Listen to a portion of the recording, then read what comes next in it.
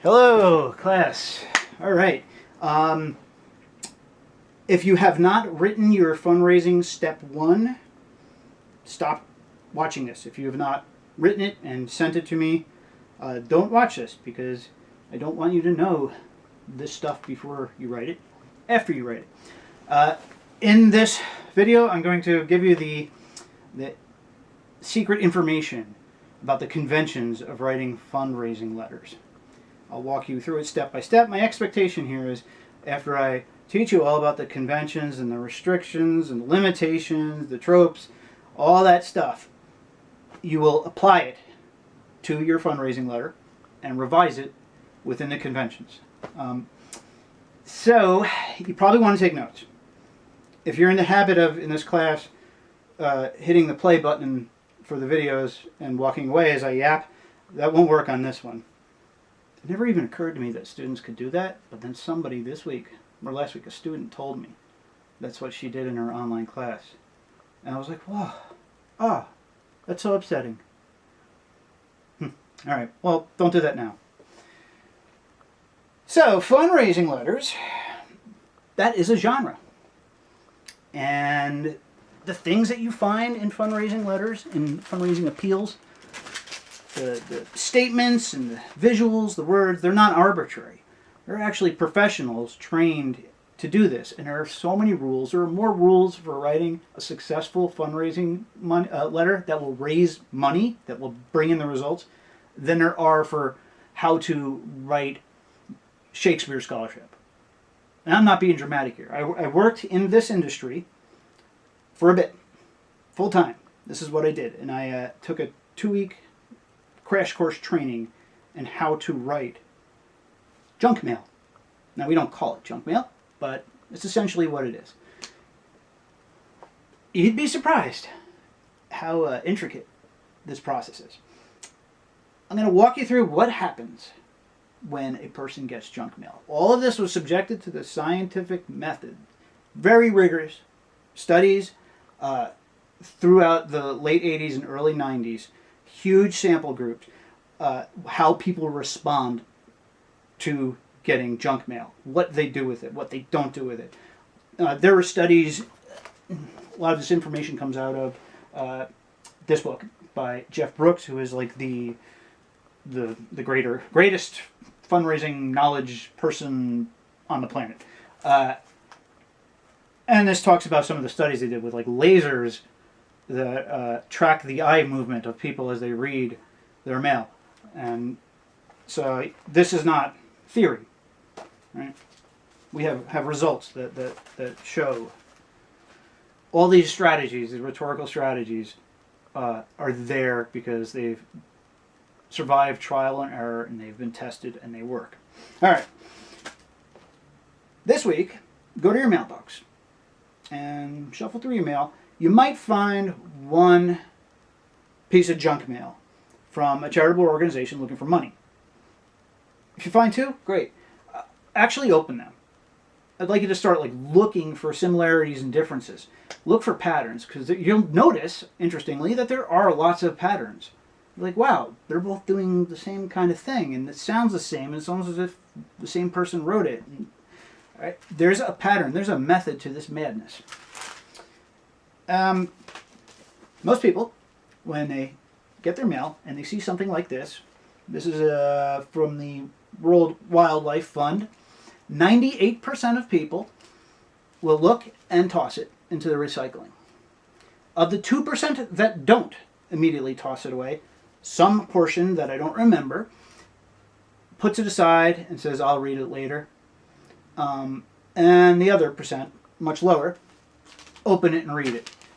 The people that put it aside to read it later generally never read it later. It just has a delayed life before it's evicted to the recycling bin.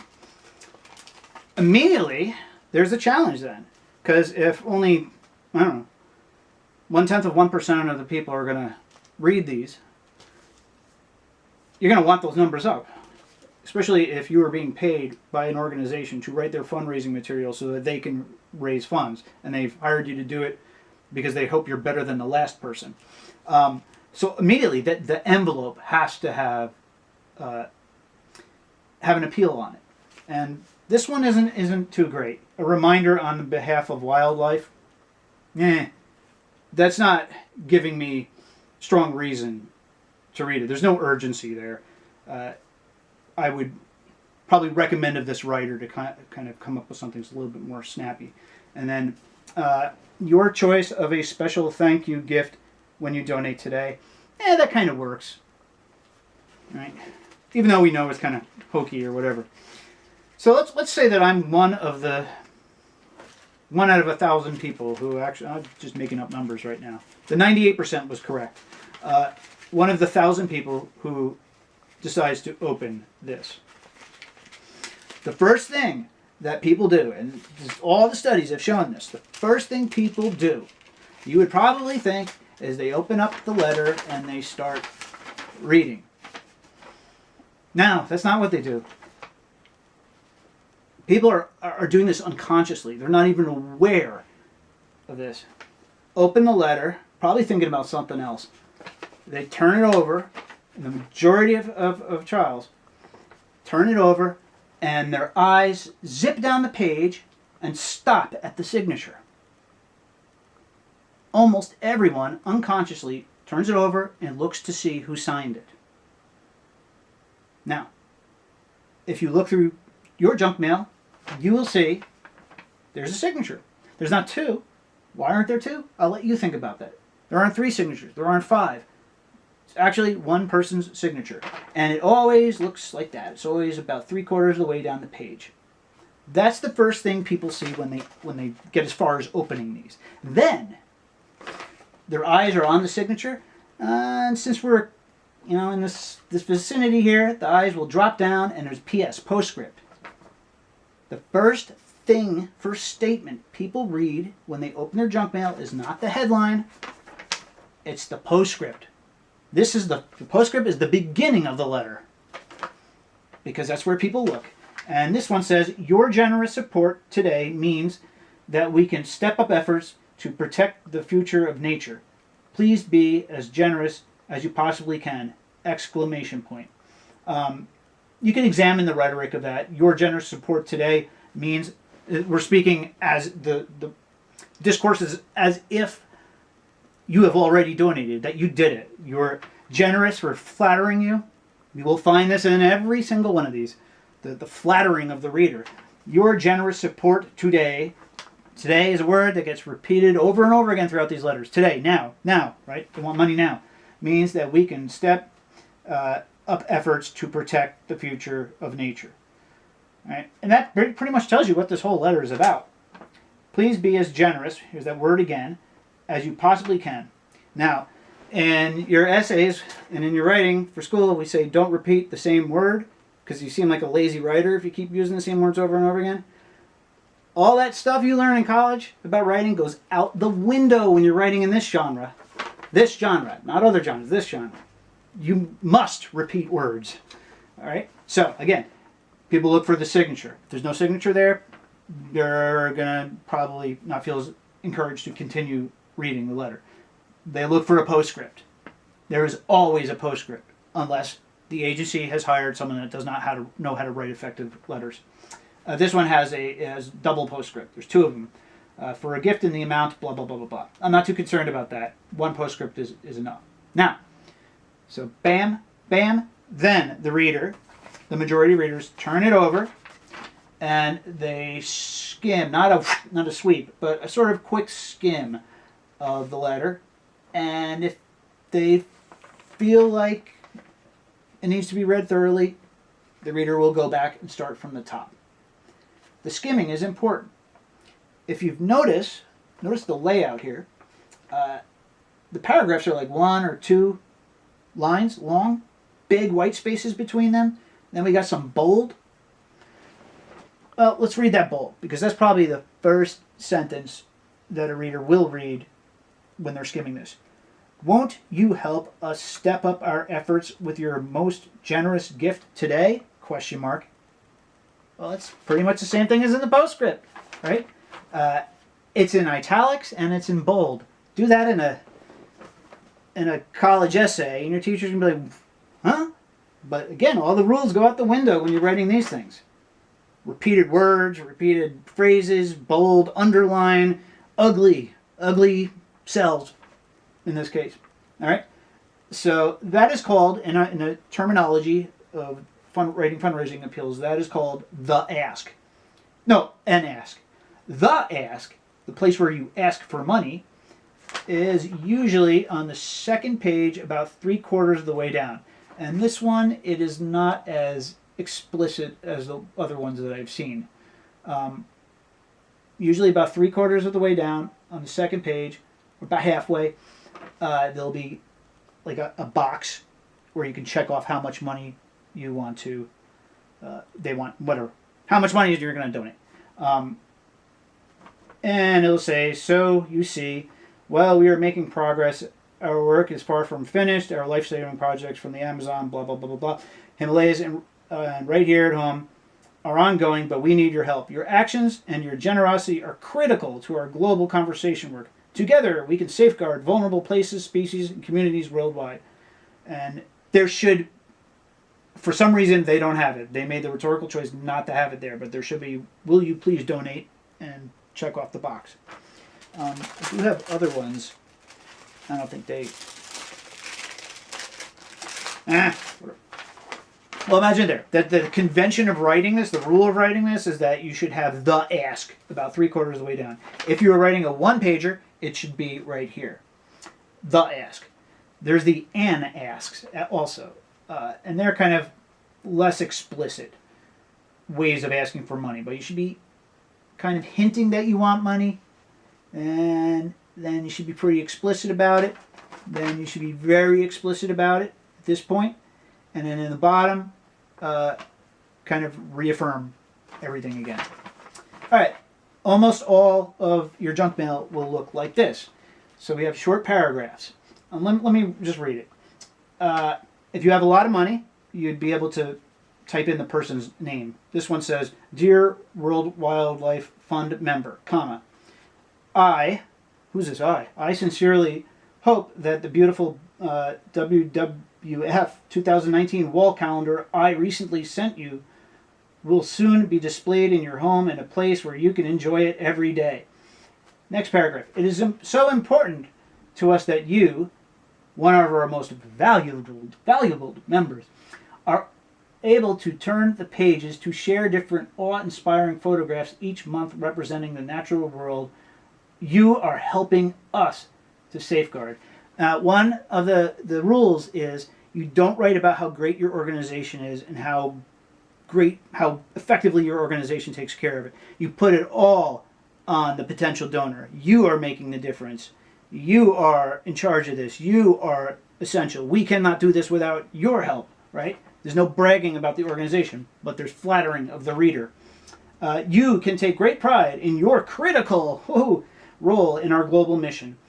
And I know, starting a sentence with a conjunction, and I know the photos will remind you throughout the year of all the species and habitats that still need your help. Woo! Thanks to the support of people like you, we have achieved. All right, so now they're going to talk about themselves, but it's thanks to you we've achieved these things. And it gives specific examples of how money from the past has been used. Oh, one thing, you get something like this in the mail, the first thing people think, scam, right? One of the limitations of this genre is the writer has to find a way to encourage the reader, the recipient, to put their biases and opinions and the presumptions aside. That is hard. That is hard. And the company I work for, we represented 300 different charitable organizations. We wrote their fundraising material, and we thoroughly checked when we got a new client their practices, and we would not work with anyone who had questionable ethics. All right. So this is not really the best. I would give this a B, okay, because it's missing the direct ask, but also it's a little too vague.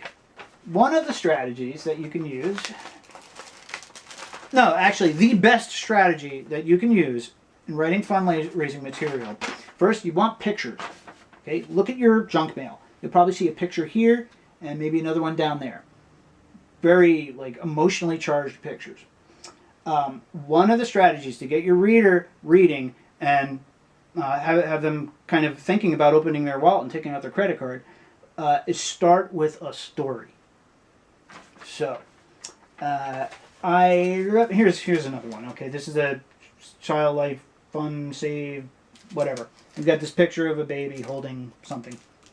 And I actually lost the letter that came with this, but it gave the story of a child in need. It started out with that.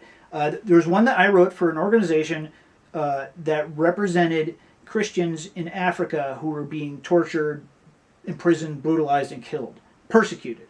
And I started the letter off. I had a picture of a young woman that was imprisoned, and I wrote, "This is Alyssa. Alyssa is 5 years old, and her parents were taken from her, and blah, blah." Just really heartbreaking story over a couple paragraphs. Now, I want you to think this out. Had I started that letter with 18% of girls between the ages of 5 and 9 are currently imprisoned in the 109-degree weather in blah, blah, blah, blah, blah. There's a difference, right? Facts and figures and numbers versus story. And these, story matters. Story, you're going for the heart, for the person's heart. This is all pathos, no ethos. If you put pie charts and numbers and graphs on here, the person will just turn off. Just flip the switch in the brain. I don't want to read this. Numbers. Stories and pictures, very important. All right. So when I wrote this stuff, that was my strategy. I would always start with a story. Now, here's a little thing. When I had to write for this group of advocates for Christians, my boss gave me all the research of the situation and what's going on and all that. Alyssa, I wrote about Alyssa. Alyssa's not real. I made her up. Now, so there's a little ethical issue here. I do not feel like it was unethical of me to say, this is Alyssa. Alyssa is blah, blah, blah, blah, blah. This is what she's going through. My justification is it reflects a reality. Her name might not be Alyssa. It might be Jane. But this is happening. She is sort of like the symbol of it. I just didn't have access to their names and their private information. Nobody did. They're in prison. They're forgotten. So I made it up. The reader probably knows I'm making it up. Is that lying? To me it's not. That only works in this genre, though. You can't do that on an essay. You can't be like, this isn't exactly true. That won't work on an essay. But in this genre, I think, especially if it's for a good cause and it's going to help some child somewhere, regardless of her name, I could live with the lie. And it works. So I always start mine with a little story. If you're writing for PETA, you might want to talk about an elephant. Now, all right, how to emphasize this. When you tell stories, you don't want happy stories. Sorry. You want sad stuff that's going to make people go right for the heart. Have you noticed around Christmas time, there are certain commercials that are like 2 minutes long, and it's about dogs being abused, and it's an organization trying to raise awareness and money. The whole thing is just like dogs in cages, and it's just horrible. It's one heartbreaking image after another. And as you were watching, you're like, oh, please, just show a smiling dog. Please, just show a family adopting a dog. And they don't. It's just really sad images all the way to the end, and then they say, we need your help. There's a reason why they don't show somebody adopting a dog waggling his tail, and everybody happy. There's a reason why they don't show that. Because if you see that, you will think, I don't need to donate. They're taking care of it. Obviously, it's working. See? Somebody in the commercial adopted. Same thing with this. With fundraising. You don't really want to talk too much about the success. This is shady stuff. Well, this is the real world. All right. So, other thing. How it looks visually. No long paragraphs. This one's a little too long. But you don't want long paragraphs. Right? Here. Check this out. Never, ever write above a 6th grade reading level if you are writing an appeal for money. All right? You would think the opposite. Fact is, when a PhD carrying professor of psychology or English or a lawyer gets one of these in the mail and it's written at a senior college level, the rhetoric is kind of heightened, turns it off. Doesn't matter how educated you are. These things need to be 6th grade or below. The company I work for, 4th grade. We had software that would scan what we've written and assess whether we need to bring it down a grade, right? So simple sentences. Oh, this is crazy. Run-ons are permissible. They're permissible in this. You kind of want a conversational tone anyway, and we speak in run-ons. If I were to read this out loud to you, you'd find that there's no logical chain of causality, cause and effect between one paragraph and another. No transitions. It's just like random bits of information that are disconnected. I might be talking in one about the heat in Africa in this paragraph, and the next paragraph I might be talking about how this war started. They don't have to be connected. Scattered, all right? This is like very scattered. And it's not arbitrary. These were decisions that were made after lots of testing. All right? What else I got here? I just threw it on the ground. I wish I had more of these, but I chucked them. Because I didn't think I'd ever do this again. Now, this World Wildlife Fund, they really put a lot of money in to do this. And I guess their appeal, this is not unconventional.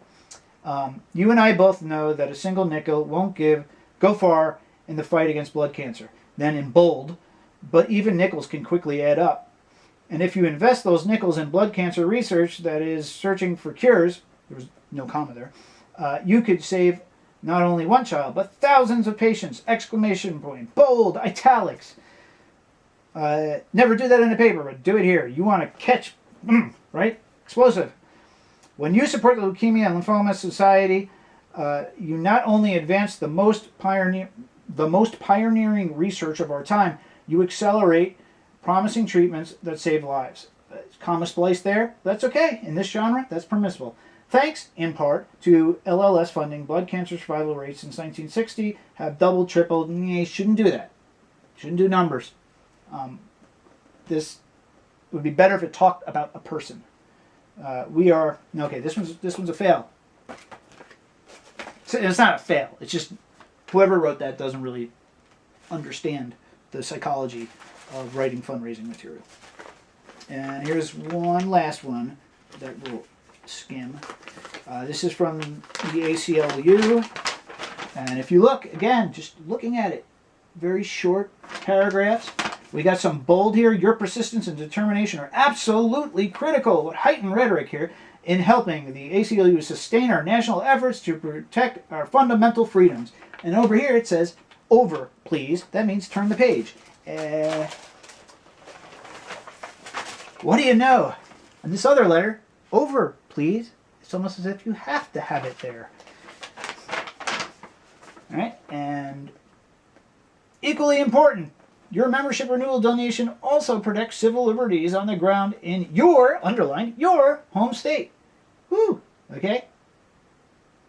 So it is permissible to be dramatic.